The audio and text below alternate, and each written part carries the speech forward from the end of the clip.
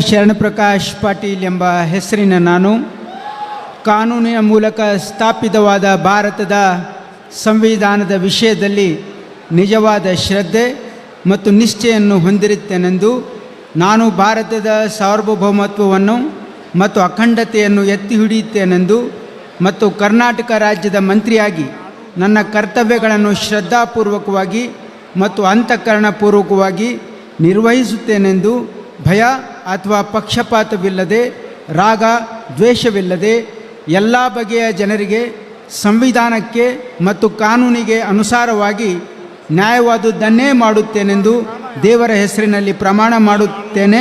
ಶ್ರದ್ಧಾಪೂರ್ವಕವಾಗಿ ಪ್ರತಿಜ್ಞೆ ಮಾಡುತ್ತೇನೆ.